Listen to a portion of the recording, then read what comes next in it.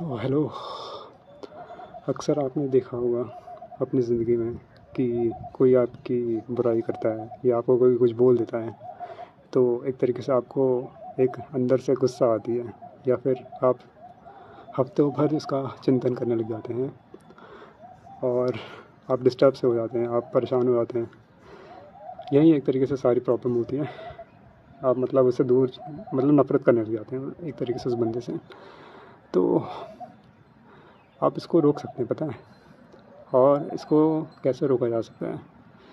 इसको रोकने का यही तरीका है कि अपने मन को ऑब्ज़र्व करना, अपने थॉट को ऑब्ज़र्व करना, अपने रिएक्शंस को ऑब्ज़र्व करना। क्योंकि जब आप अपने रिएक्शंस को ऑब्ज़र्व करते हैं तो एक तरीके से उस समय आपके मन में रिएक्शंस तो आएंगे, पर वो टेम्परेरी रहते हैं। पर जब आप उसकी एक स्टोरी बनाने लग जाते हैं, आप उसको उसी समय बस देख लीजिए।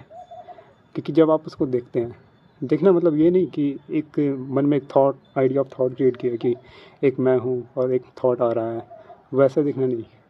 मतलब देखना एक तरीके से थॉट एज ए मूवमेंट को, मतलब अपने पास्ट सेल्फ से के बिना एक तरीके से, जैसे ये देखना एक तरीके से उसको फील करना है कि ये है क्या थॉट, ये हो क्या रहा है। हम लोग क्या करते हैं ना, हमारे मन में जब भी थॉट आता है ना, तो हम उसको देख ही नहीं सकते कभी भी, क्योंकि हम ही थॉट होते हैं। और जब भी हम लोग बोलते हैं कि हम उस थॉट को देख रहे हैं, वो एक्चुअली में उसको देख नहीं रहे होते हैं। हमारे पास उसका एक पास्ट में एक मेमोरी बन जाती है, हम उस मेमोरी को देख रहे होते हैं। तो उस मेमोरी को इंटरप्रेट करके हम लोग बोलते हैं हाँ, मैं ये सोच रहा हूँ, मेरे मन में ये आ रहा है।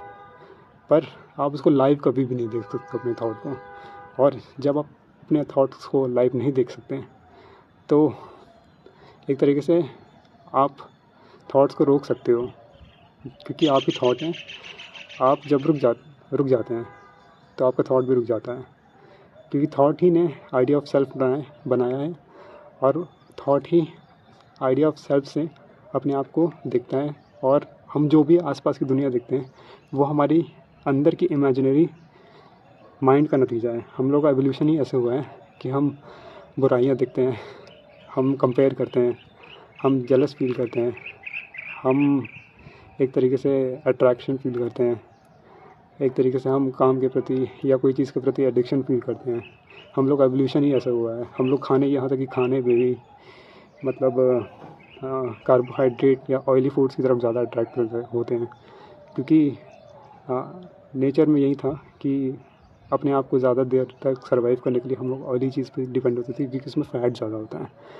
तो इसलिए हम लोगों ने फ़ैट की तरफ ज़्यादा अट्रैक्शन, हमारा जेनेटिक मेकअप का नतीजा है ये। कोई हम जो भी रियलिटी देखते हैं, एक तरीके से एक सर्वाइवल बीइंग की तरह देखते हैं। हम होल रियलिटी को as a whole god's eye view नहीं देख सकते हैं। तो एक तरीके से बाहर की दुनिया में क्या चल रहा है, हम कुछ भी नहीं जान सकते। बाहर की दुनिया एक तरीके से रहस्यमयी है।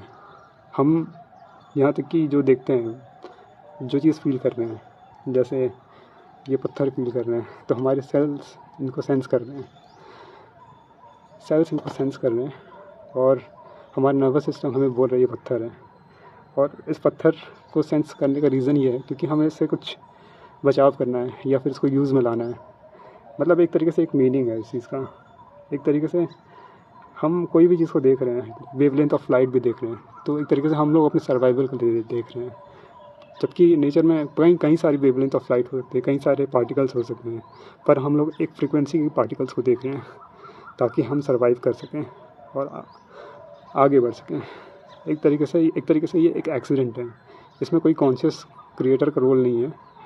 ये चीज़ें एक अपने आप होने वाली प्रोसेस है। अगर हम लोग कॉन्शियस क्रिएटर की बात करें, तो कॉन्शियस क्रिएटर और या कॉन्शियस क्रिएटर का ना होना या ना होना, ये सब भी एक परसेप्शन का खेल है। अगर आप अपने आप को एक पर्सनल बीइंग देखते हैं, पर्सनालिटी मानते हैं, तो आपको एक कॉन्शियस क्रिएटर भी अनकॉन्शियसली आप मानेंगे उसको। भले ही आप उसको विश्वास ना करें, पर आप मानेंगे ज़रूर। पर अब आप ये चीज़ जब समझ जाते हैं कि सब अपने आप जब हो रहा है, ये भी एक परसेप्शन है और वो भी एक परसेप्शन है कि आप एक पर्सनालिटी के रूप में अपने आप को फील करते हैं। और एक वो भी एक परसेप्शन है जब आप अपने आप को पर्सनालिटी नहीं मानते हैं, तब आप हर चीज़ को एक इम्पर्सनल बीइंग की तरह देखते हैं और आप सब चीज़ों से अपने आप अपनी एक जुड़ाव महसूस करते हैं, क्योंकि हम एक रिएक्शनरी बीइंग है, हम इंडिपेंडेंट नहीं है अपने नेचर से। नेचर जो है, हम पूरी तरीके से नेचर पर डिपेंडेंट है, और हमारा जो भी आगे होने वाला है वो हम डिसाइड नहीं करते हैं, हमारे रिएक्शन डिसाइड करता है, हमारा पास्ट डिसाइड करता है, हमारी कंडीशनिंग डिसाइड करती है, हमारा हार्मोन डिसाइड करते हैं, हमारे जेनेटिक्स डिसाइड करते हैं, और क्या बोलते हैं, सिचुएशंस डिसाइड करते हैं। आप जो भी डिसीज़न लेंगे आज, वो कल को बदल सकता है, क्योंकि कल को सिचुएशन कुछ और आ जाए और आपका डिसीज़न बदल जाएगा। आपका खुद का डिसीज़न आप कल नहीं जान सकते। तो हम क्या बात कर रहे थे? हाँ, हम यही बात कर रहे थे कि जब हमें कोई बोले तो उस समय बस अपने आप को देखना है, उस चीज़ को फ़ील करना है कि हो क्या रहा है। जब आप उस चीज़ को फ़ील करेंगे तो वो नहीं रहता है, वो बस ख़यालों में ही रहता है, वास्तविकता में, प्रेजेंट मोमेंट में वो है ही नहीं। तो एक तरीके से हम जो भी बोलते हैं उसने वो बोल दिया, उसने ये किया, अब मैं उससे बदला लूँगा, ये सब बेकार की बातें हैं, इससे कुछ होना नहीं है। तो ठीक है, आज के लिए इतना ही।